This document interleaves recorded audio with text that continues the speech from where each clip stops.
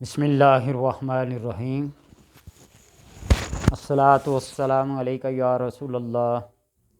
وعلی آلک و صحابک یا حبیب اللہ۔ اللہم صلی علی محمد وعلی آل محمد صلی اللہ علیہ یا محمد نور من نور اللہ۔ قال النبی صلی اللہ علیہ وسلم نضر اللہ وجہہ من سمع مقالتی۔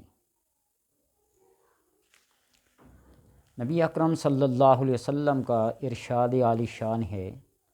کہ اللہ تبارک و تعالیٰ تر و تازہ رکھے اس چہرے کو جس نے میری حدیث کو، میری بات کو، میرے قول کو سنا، اسے یاد کیا، اس پر عمل کیا اور لوگوں تک پہنچایا۔ اس میں حسن سماعت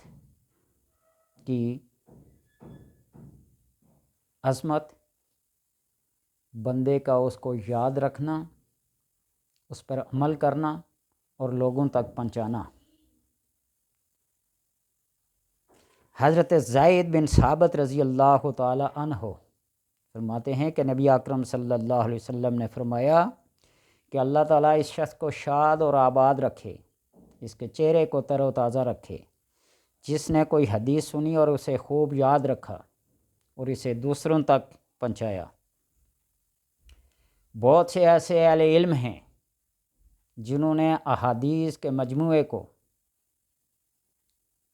بڑی حسن سماعت کے ساتھ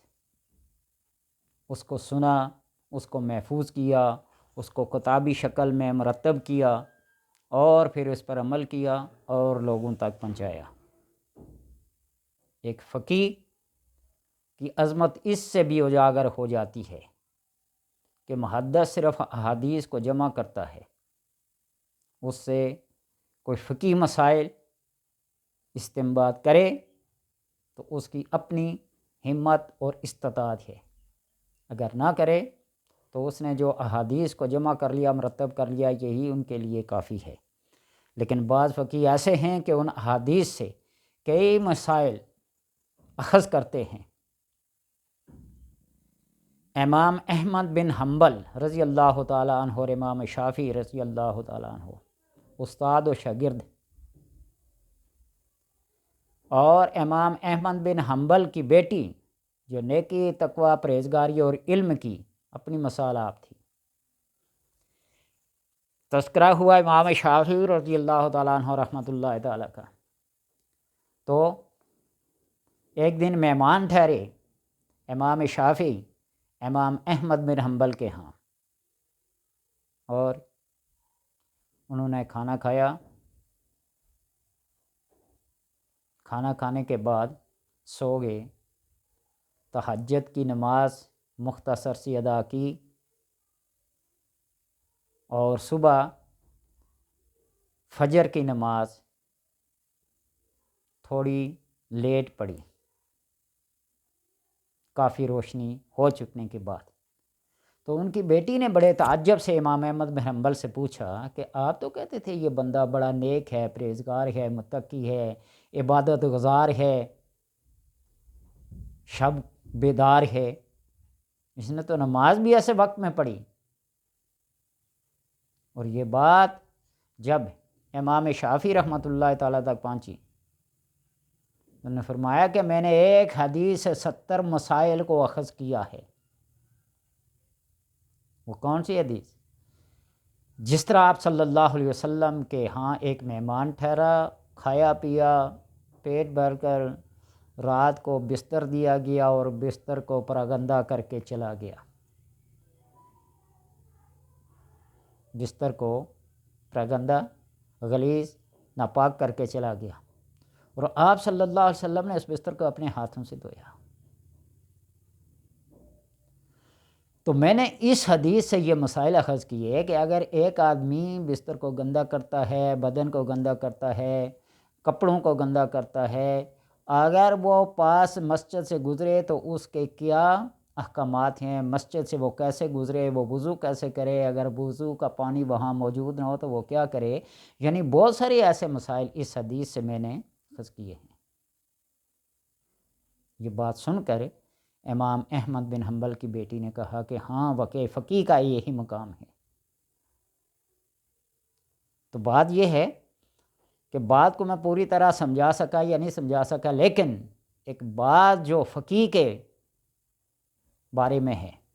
کہ 1000 آبد سے زیادہ باری ہے وہ،